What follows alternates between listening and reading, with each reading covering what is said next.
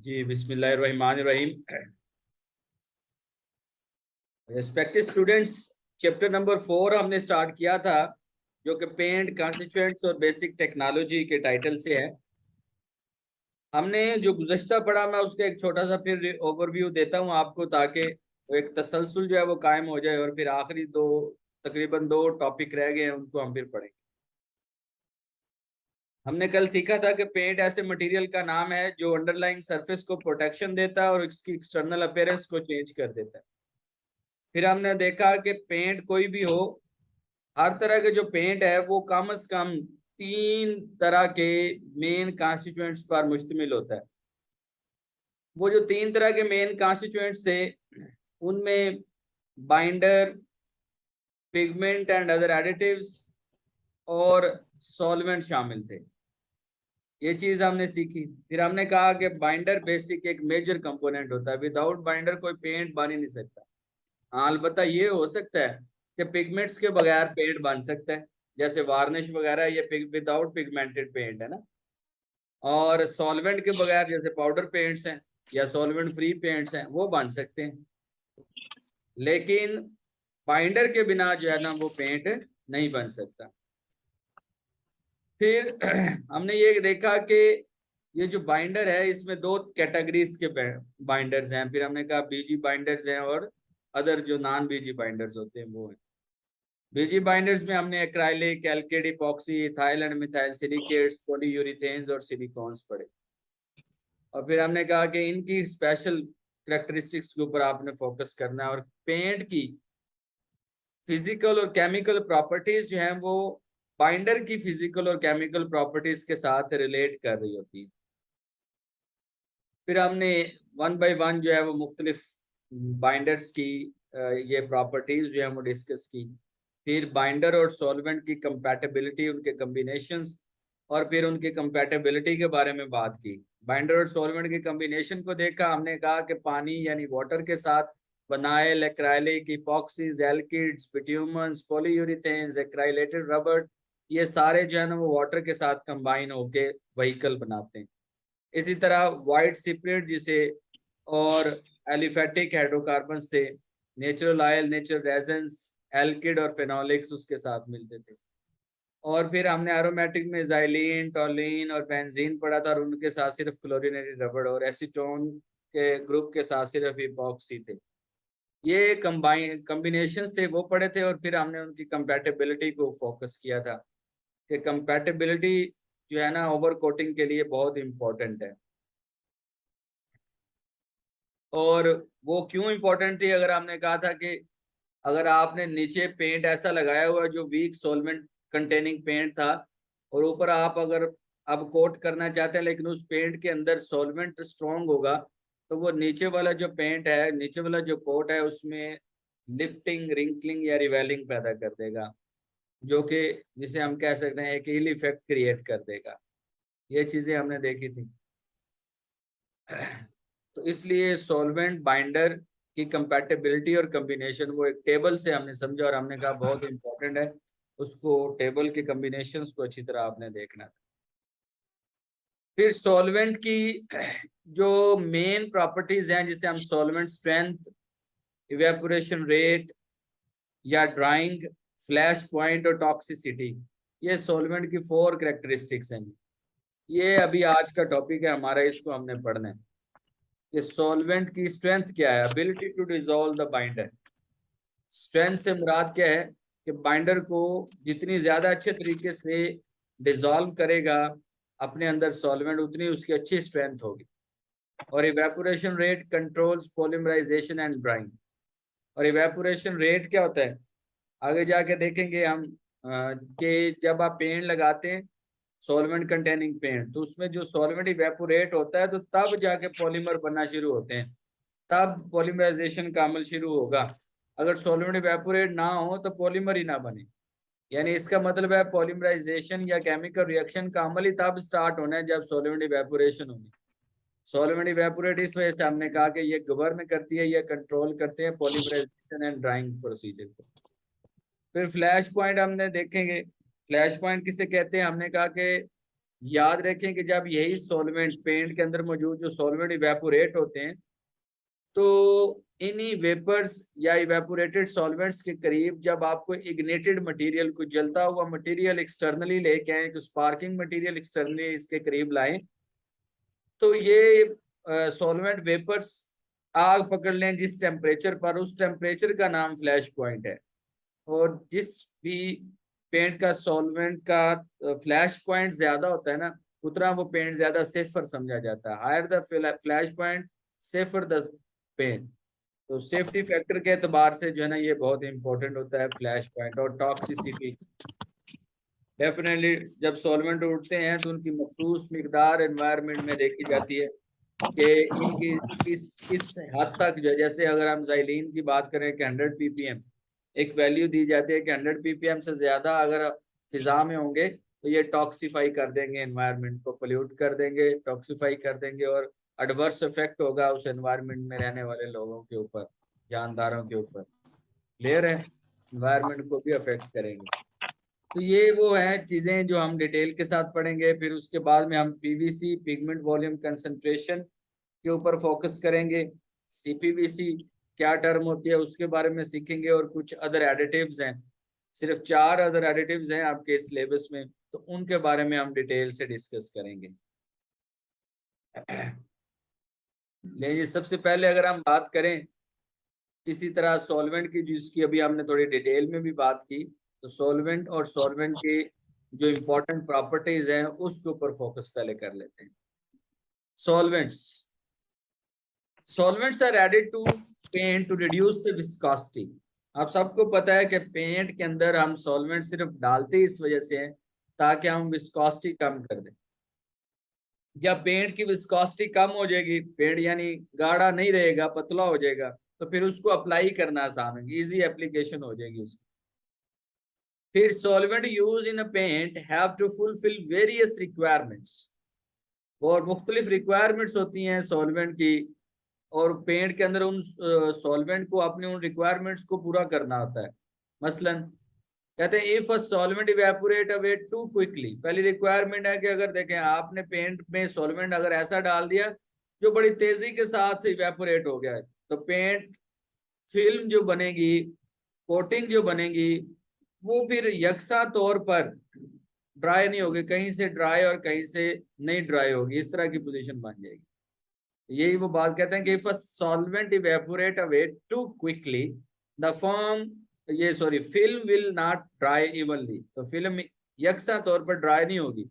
If it evaporate too slowly, अगर उलट काम ले लें कि बड़ा तेजी के साथ ड्राई होने के बजाय बहुत स्लो स्लो या आस्ता आस्ता ड्राई हो, तो फिर क्या होगा, तो फिर drying will be protracted and on a vertical surface the paint is likely to sag, और पेंट जो है वो नीचे जैसे बहता है ना थोड़ा सा, वैसे पेंट नीचे की तरफ बहना शुरू हो जाएगा, सैगिंग हो जाएगी अगर ज्यादा पतला होगा तो सैगिंग हो सकती है। सैग क्या होता है, सैगिंग क्या होती है, बेसिक कोटिंग फॉल्ट है।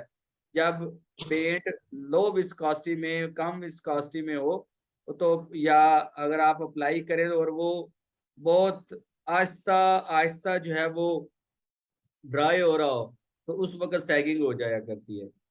तो लिहाजा इस बात में उसने समझाया ये कि सोलवेंट विस्कोसिटी को जस्टिफाई करने के लिए तो इस्तेमाल होता ही है, लेकिन इसके अलावा पेंट में कुछ और रिक्वायरमेंट्स भी होती है जिनको ये फुलफिल करता है। यानी पेंट में हमेशा सोलवेंट हम वो इस्तेमाल करते हैं जो बहुत जल्दी खुश्क ना हो जाए या बहुत स्लो खुश्क ना हो। बहुत जल्दी खुश्क होगा तो फिर भी पेंट फिल्म एक यकसा तौर पर ड्राई नहीं होगी, फिर भी कोटिंग फॉल्ट सामने आएगा। और अगर वो बहुत स्लो ड्राई हो रहा है सॉल्वेंट, तो फिर भी उससे सैगिंग जैसा फॉल्ट सामने आता है। ये इंपॉर्टेंट लाइन है, याद रख ले कि सैगिंग स्लो ड्राइंग की वजह से होती है सॉल्वेंट के। उसके बाद में 4 important properties of the solvent are, अब 4 अहम प्रॉपर्टीज है सॉल्वेंट की, जैसे हमने पहले भी डिस्कस की। पहले नंबर पे सॉल्वेंट स्ट्रेंथ है। Lower molecular weight solvents are stronger than the higher molecular weight solvent, and strong binders such as epoxy and polyurethane need strong solvent to cut and separate the molecule। यहाँ देखे ना, एक इसने line जो लिखी हुई है ये मुझे थोड़ा इसमें गड़बड़ नजर आती है। वजह क्या है कि जब हम पीछे कंसेप्ट डिस्कस करके आए हैं बाइंडर और सॉल्वेंट की कंपैटिबिलिटी के एतबार से, तो हमने कहा था कि जब हम ऊपर से नीचे की तरफ आते हैं तो सॉल्वेंट स्ट्रेंथ बढ़ती है। जैसे पहले सबसे ऊपर वाटर था, और वाटर की निस्बत हमने कहा कि जो एलिफेटिक हाइड्रोकार्बन्स हैं, एरोमेटिक हैं या कीटोन्स हैं, वो ज्यादा वर्सटाइल हैं और उनका मॉलिक्यूलर वेट भी ज्यादा होता है। इस वजह से वो नीचे आते जाए तो वो स्ट्रॉन्ग भी होते जाते हैं, उनकी स्ट्रेंथ भी स्ट्रॉन्ग होती चली जाती है। यहाँ पे उसने लिख दिया कि low molecular wait.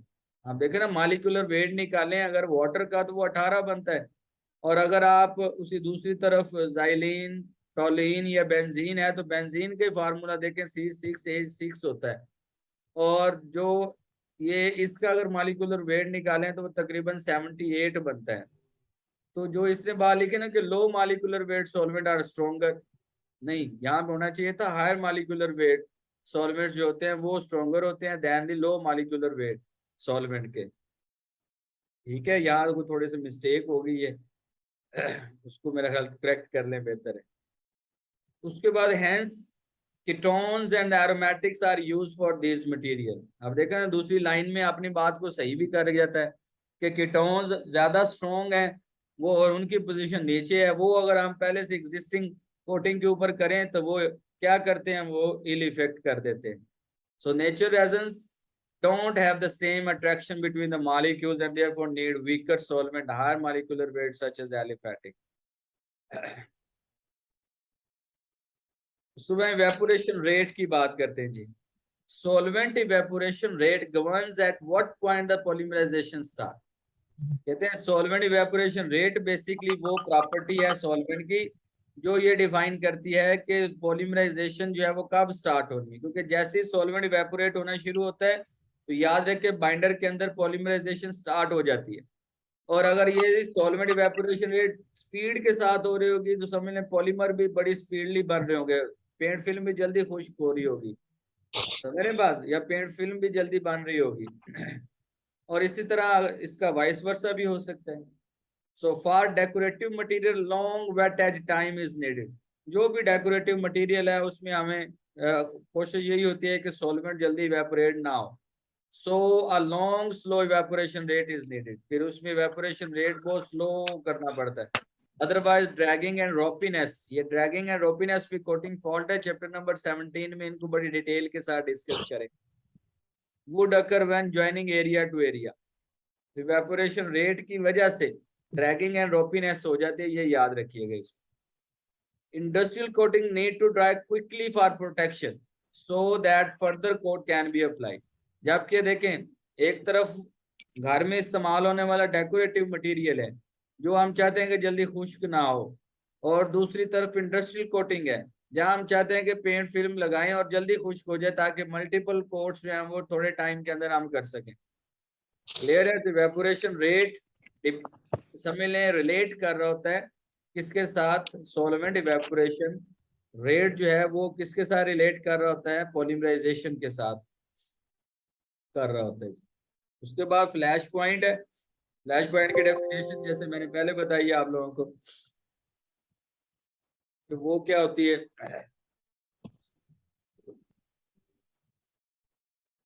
Battery low होगी flash sir. Point of a solvent is a safety consideration. Safety के एतबार से फ्लैश पॉइंट सॉल्वेंट का बड़ा इंपॉर्टेंट है जी। रफली डिफाइंड एज दी, जैसे इस कैसे डिफाइन करते हैं, ये the minimum temperature of the solvent. Temperature solvent का कम से कम वो temperature at which vapours give off are flammable.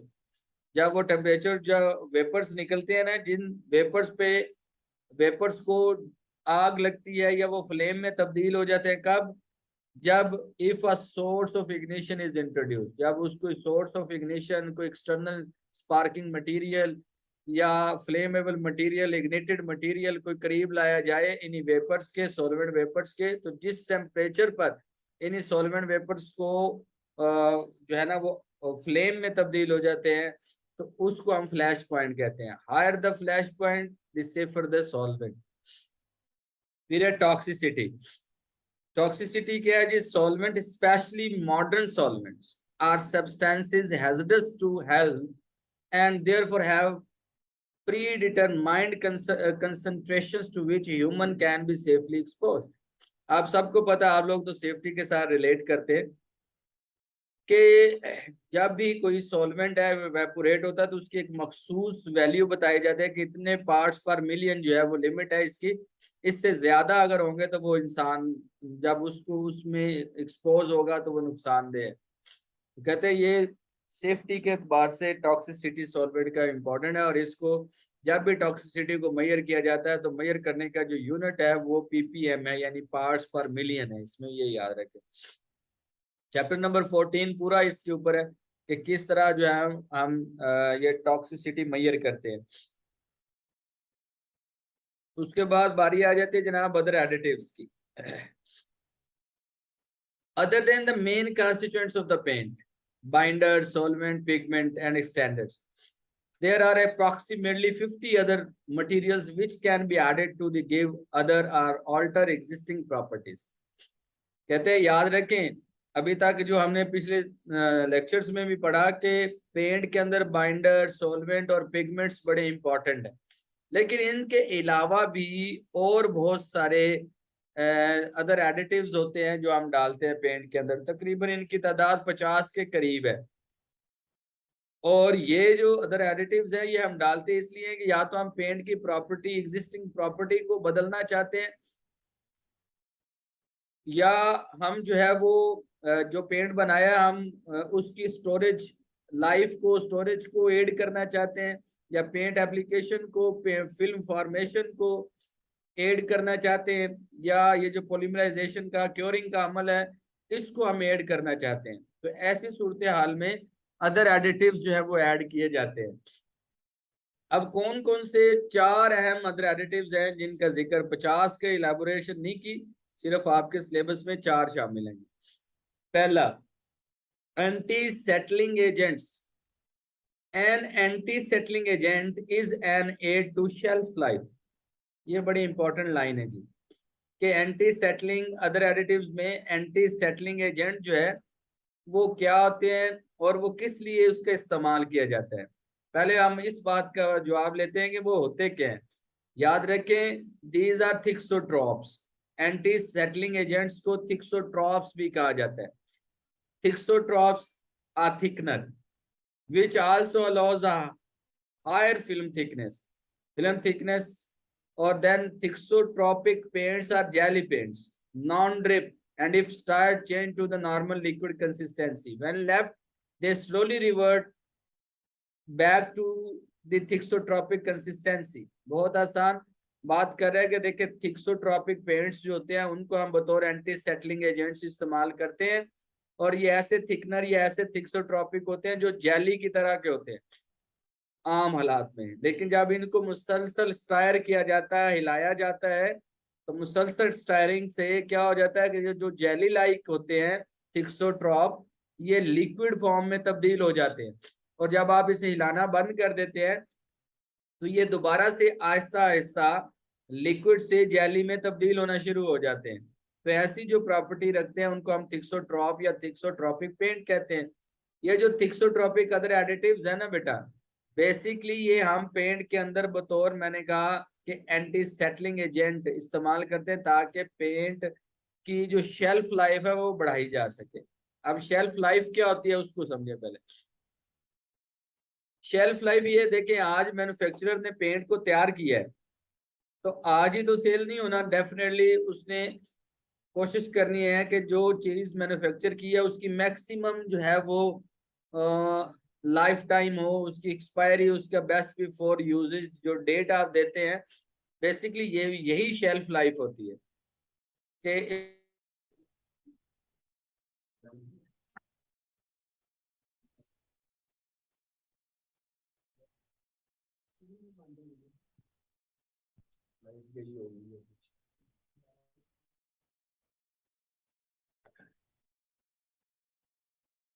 जी। तो शेल्फ लाइफ की हम बात कर रहे थे। ये लाइट चली गई या क्या हुआ है, एकदम से फ्लक्चुएट हुआ है सब कुछ। चलो कोई नहीं। जी। तो शेल्फ लाइफ की हम बेटे बात कर रहे थे, मेरी आवाज आपको आ रही है? दुनिया। नहीं आई? आ रही है सर, आ रही है।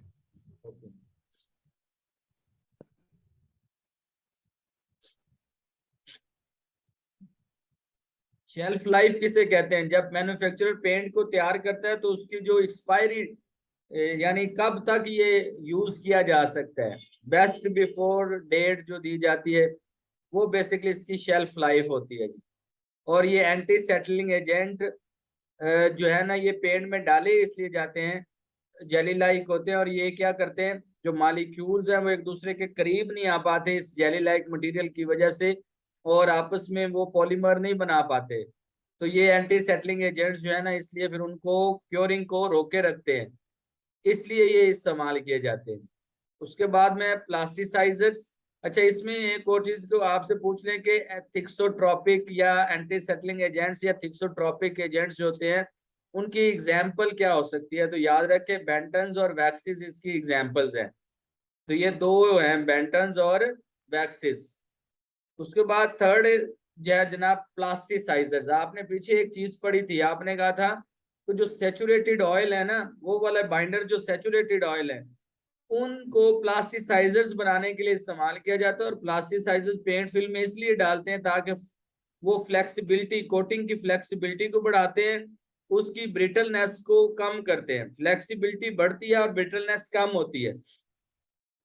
Therefore, need to compatible with the binder and heavy and have a very low volatility in order to stay in the film for a long time.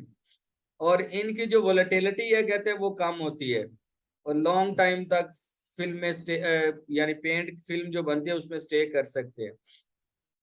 अब ये जो है alkyd resin was use extensively in chlorinated rubber binder, but the natural resins and their isomers non-drying oils are used. Saturated oils which will not polymerize. Castor oil, coconut oil and some palm oil fall into this category. Castor oil, coconut oil और palm oil, कहते ये वो oils हैं जो कि इस category में जो है वो हैं। और प्लस किस कैटेगरी में? यानी सैचुरेटेड ऑयल की कैटेगरी में है। क्लियर है?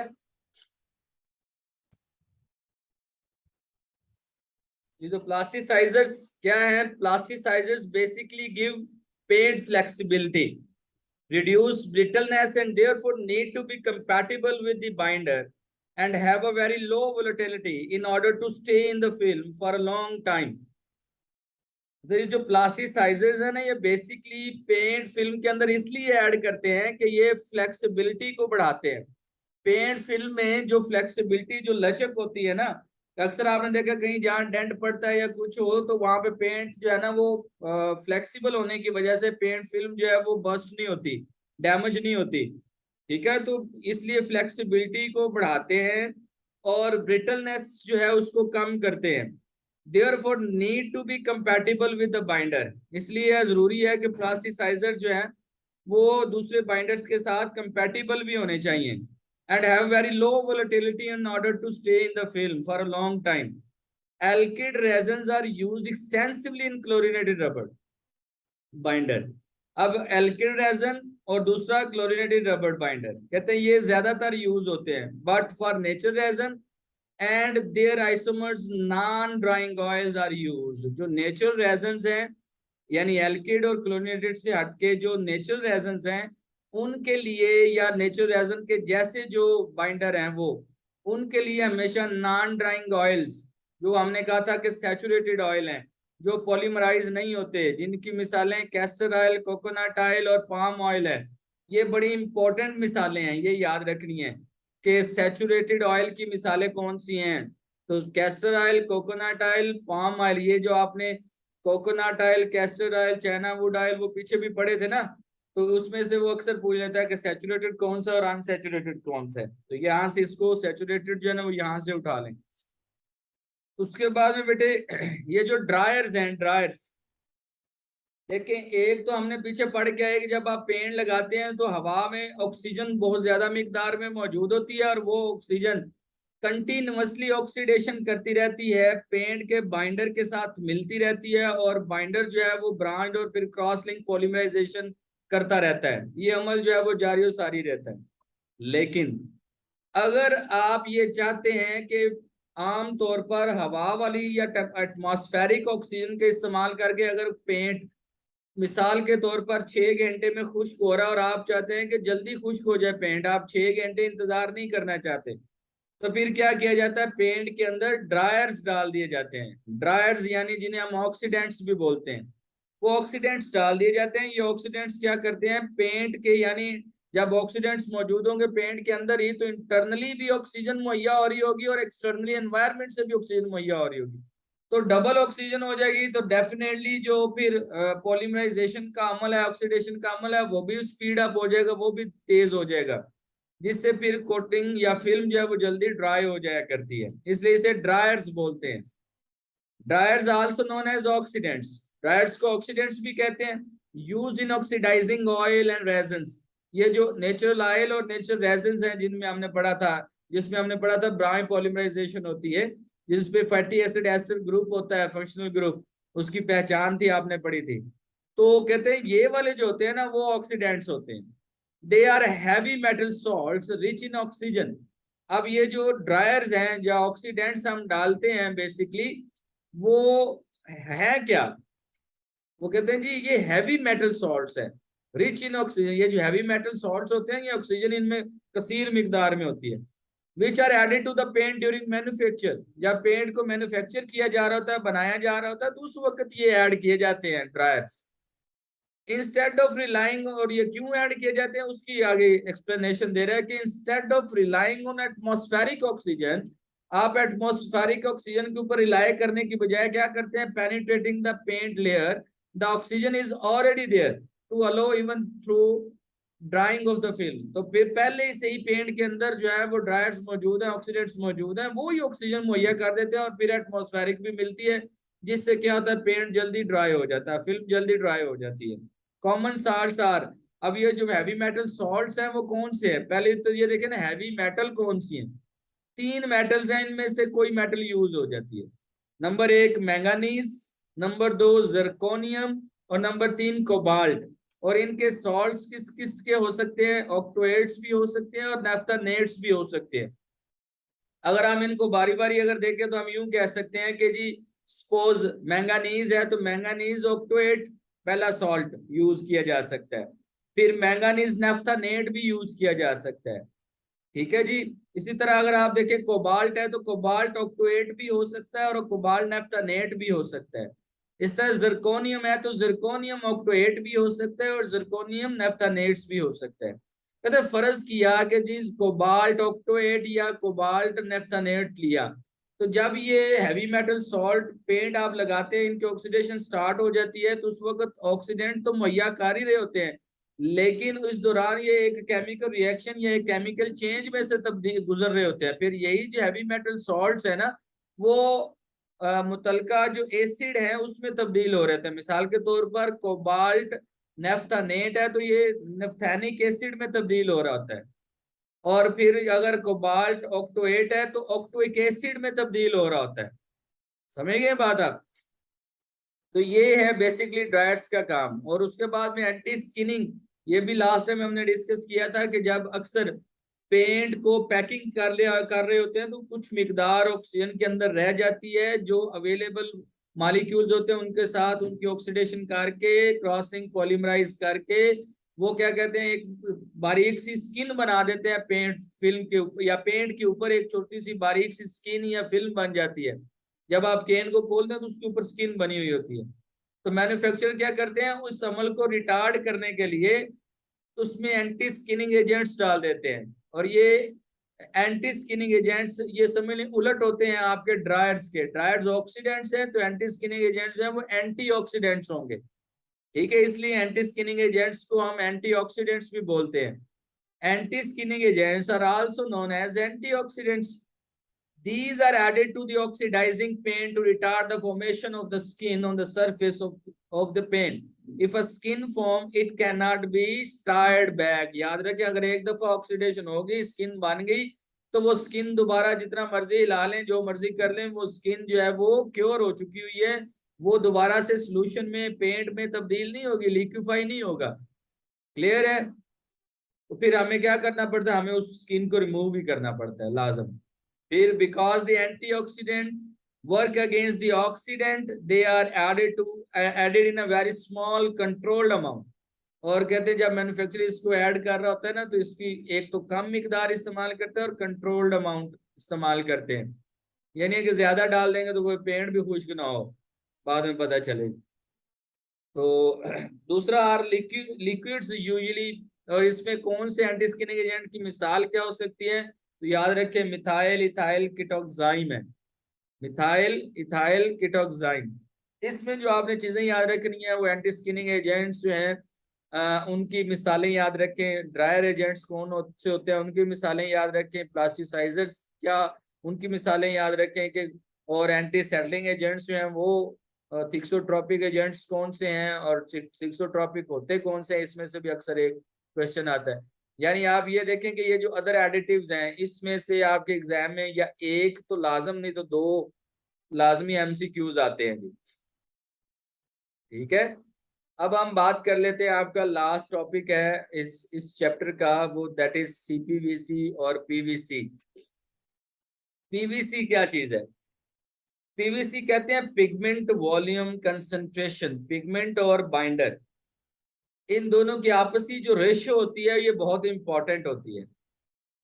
पिगमेंट और बाइंडर की आपसी जो रेशियो होती है वो बहुत इंपॉर्टेंट है। देखें, अगर बाइंडर ज्यादा है, बाइंडर ज्यादा और पिगमेंट कम है, तो याद रखें बाइंडर ज्यादा होने की वजह से जो है वो सरफेस या वो कोटिंग जिसके ऊपर ये पेंट लगेगा वो पेंट ज्यादा ग्लॉसी ग्लॉसी दिखेगा। कैसा दिखेगा? ग्लॉसी दिखेगा। लेकिन अगर पिगमेंट बढ़ाते जाएं तो ग्लॉस कम होती चली जाती है। तो पिगमेंट और बाइंडर की रेशियो बहुत इंपॉर्टेंट है, उस हवाले से हम इसको पढ़ेंगे इस टॉपिक को। पीवीसी पिगमेंट वॉल्यूम कंसंट्रेशन, यहाँ पॉलीविनाइल क्लोराइड ना पढ़ना, ये पीवीसी से मुराद पिगमेंट वॉल्यूम कंसंट्रेशन है। The pigment to binder ratio is very important factor in design and manufacture of a paint and is known as the pigment volume concentration। कहते हैं ये जो पिगमेंट और बाइंडर रेशियो है ये जब मैन्युफैक्चर हम कर रहे होते हैं ना पेंट को, तो ये बहुत इंपॉर्टेंट फैक्टर है। जब पेंट को डिजाइन किया जा रहा होता है कि कौन सी सबस्ट्रेट के कैसी फिनिशिंग चाहिए, इस तरह के फैक्टर्स को ध्यान में रखते हुए पीवीसी यानी पिगमेंट वॉल्यूम कंसंट्रेशन या पिगमेंट टू बाइंडर रेशियो ये बहुत इंपॉर्टेंट है, इसको कंसीडर करता है manufacturer. Therefore is an ideal pigment binder ratio which varies from paint to paint। हर पेंट की ये पिगमेंट बाइंडर रेशियो वेरी कर सकती है, यहाँ कोई हार्ड एंड फास्ट या वेल डिफाइंड नहीं है। हर जरूरत के मुताबिक पेंट के अंदर pigment to binder ratio vary कर सकती है। So pigment to pigment and this is known as critical pigment volume concentration. कहते हैं वो याद रखें जो आइडियल पिगमेंट बाइंडर रेशियो होती है ना उसको हम कहते हैं कि ये सीपीवीसी है, यानी क्रिटिकल पिगमेंट वॉल्यूम कंसंट्रेशन है। अब आइडियल क्या है उसको डिफाइन कर रहे हैं कि सीपीवीसी है क्या बेसिक। ये as per BS 2015 2015 British standard 2015 के मुताबिक सीपीवीसी को किस तरह डिफाइन किया जा सकता है? Particular value of the pigment volume concentration at which voids between the solid particles that are normally touching are just filled with the binder and in the region of which certain properties are changed markedly। इस definition को समझने के लिए ना यहाँ पहले हम थोड़ा सा आते हैं। ये देखेंगे आपके पास एक पहली फिगर है, इस फिगर में ये जो गोल दायरे बने हुए हैं ना ये समझ लें ये पिगमेंट है और ये छोटे छोटे जो डॉट है ये बाइंडर है। अब आप देखें यूनिट एरिया सबका पूरे तीनों स्क्वायर्स का तकरीबन बराबर है। अब यूनिट एरिया अगर बराबर है और इसके अंदर पिगमेंट आप देखें दूसरी तस्वीर की निस्बत कम है, तो पहली जो पिक्चर है पहली जो फिगर है इसके अंदर देखें पिगमेंट कम है और बाइंडर ज्यादा है। और देखें पिगमेंट एक दूसरे से दूर है, इतने ज्यादा करीब भी नहीं है। पिगमेंट कम है, एक दूसरे से दूर है और करीब नहीं है ज्यादा, और क्या है, बाइंडर जो है ना वो ज्यादा है इसमें। जब ऐसी कंडीशन हो तो आपको कोटिंग कैसी दिखेगी, वो कहते हैं too much binder to solid ratio. यहाँ पे बाइंडर ज्यादा है और यहाँ पिगमेंट जो है वो कम है, तो इसलिए too much binder to solid ratio. Solid यहाँ पे पिगमेंट के लिए वर्ड यूज किया उसने। Too much binder to pigment ratio भी कह सकते हैं, सॉलिड रेशियो भी कह सकते हैं। जब ये ऐसा हो कि बाइंडर ज्यादा और पिगमेंट या ये सॉलिड पार्टिकल्स कम है, तो फिर would give a film of a good gloss property. तो ऐसी हालत में जो पेंट फिल्म बनेगी ना वो बहुत ग्लॉसी होगी, अच्छी ग्लॉस मुहैया करेगी, बट पुअर कवरिंग पावर। लेकिन जो ओपेसिटी है ना वो कम मिलेगी, ओपेसिटी कम मिलेगी, क्योंकि ओपेसिटी तो पिगमेंट्स या सॉलिड पार्टिकल्स देते हैं ना, तो ओपेसिटी जो है ना वो यहाँ पे आपको कम मिलेगी। ग्लॉस तो अच्छी मिलेगी लेकिन ओपेसिटी कम मिलेगी, with a tendency to blister. और इस सूरत हाल में कहते हैं ब्लिस्टर्स भी बन सकते हैं, पैसिव स्ट्रेंथ बहुत कम होने की वजह से ब्लिस्टरिंग भी हो सकती है, पेंट फिल्म के अंदर आपको ब्लिस्टर्स भी नजर आ सकते हैं जी, या अपीयर हो सकते हैं।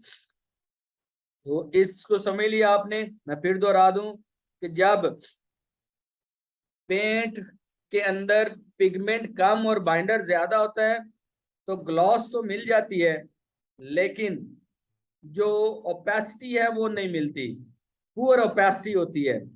और दूसरे नंबर पे ब्लिस्टरिंग हो सकती है, कोहेसिव स्ट्रेंथ कम होती है। लेकिन जैसे ही आप पिगमेंट्स की तादाद को बढ़ा देते हैं, और पिगमेंट्स की तादाद बढ़ाते हैं, तो डेफिनेटली जो बाइंडर है उसकी तादाद थोड़ी मिकदार कम करनी पड़ती है, तो फिर जो है ना पिगमेंट्स तादाद बढ़ जाती है। जैसे अगर आप 4.8 में देख लें, a film with the lower gloss property, यहाँ पे अब ग्लॉस कम हो गई है, लेकिन जो पिगमेंट्स है, सॉलिड पार्टिकल्स है, वे दूसरे के करीब आना शुरू हो गए हैं, तो इनकी कोहेसिव स्ट्रेंथ इंक्रीज हो जाएगी। और ये इस तरह हो गया कि ये just enough reason to encapsulate each particle, और इसमें हर सॉलिड पार्टिकल को इतना रेजन इसमें जरूर मौजूद है, बाइंडर इतना जरूर मौजूद है कि वो हर एक पिगमेंट को अच्छी तरह इनकैप्सुलेट कर ले, कायम कर ले, पकड़ उसमें अच्छी तरह मजबूत कर ले। तो इनकैप्सुलेशन जो है ना वो अच्छी तरह कर ले, इतना कम से कम बाइंडर जरूर इसमें मौजूद होता है। तो ऐसी जब सूरत हाल होती है तो फिर क्या होता है, giving good resistance to water permeation. तो वाटर मॉलिक्यूल्स भी इसमें से फिर नहीं गुजर सकते, वाटर परमिएशन को रेजिस्टेंस देते हैं। ये हो गया हमारा कि देखें जैसे पिगमेंट बढ़ रहे हैं, आपने ऑब्जर्व किया कि पहली फिगर में पिगमेंट कम थे तो ग्लॉस ज्यादा थी और ओपेसिटी कम थी, कोहेसिव स्ट्रेंथ कम थी। लेकिन जैसे ही पिगमेंट्स बढ़े हैं तो बाइंडर कम हुआ है, कोहेसिव स्ट्रेंथ अच्छी हो गई है, ओपेसिटी आपको मिल गई है, लेकिन क्या हुआ कि ग्लॉस जो है वो रिड्यूस हो गई है। क्या हो गई है, ग्लॉस रिड्यूस हो गई है।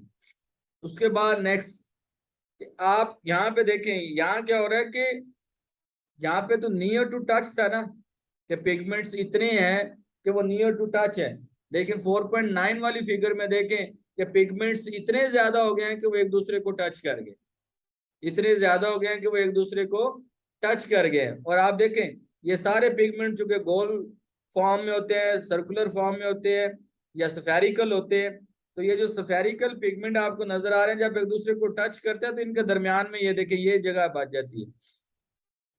अब जब नए और पिगमेंट होंगे तो उन पिगमेंट्स को ये बाइंडर, पहले वाले नीचे चारों को तो इन्होंने पकड़ बना दी, लेकिन अब जो और नया पिगमेंट आएगा तो उसको पकड़ बनाने के लिए पूरी उतनी मिकदार बाइंडर की अवेलेबल नहीं होगी। क्या होगा, उसको सिर्फ थोड़ी सी मिकदार जो है ना वो मिलेगी, जो कि यहाँ पे दरमियान में सेंटर में अवेलेबल है।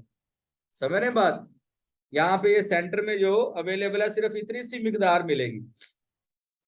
इस मिकदार की वजह से जो है वो कहते हैं थोड़ी सी मिकदार होगी तो फिर पकड़ नहीं बनेगी, यानी कुछ पिगमेंट्स तो ऐसे होंगे जिनको बाइंडर अवेलेबल होगा वो पकड़ बन जाएगी, और कुछ जो ऐसे होंगे जिनको बाइंडर इतना ज्यादा है ही नहीं, उनको अवेलेबल नहीं होगा, तो वो कोहेसिव स्ट्रेंथ उनकी नहीं बन पाएगी, उनकी पकड़ नहीं बन पाएगी। तो होगा क्या फिर कि वो जो पिगमेंट्स हैं, जब पेंट फिल्म खुश्क हो जाएगी, बाइंडर खुश्क हो जाएगा, तो डेफिनेटली उन पिगमेंट्स को जिनको कम मिकदार में बाइंडर मिला था वो जल्दी रिमूव हो जाएंगे कोटिंग में से। जब वो जल्दी रिमूव हो जाएंगे तो वहां पे सुराख पैदा हो जाएगा, जैसे ये दरमियान वाला एरिया, तो ये कोटिंग ही पोरस हो जाएगी, कोटिंग ही पोरस हो जाएगी।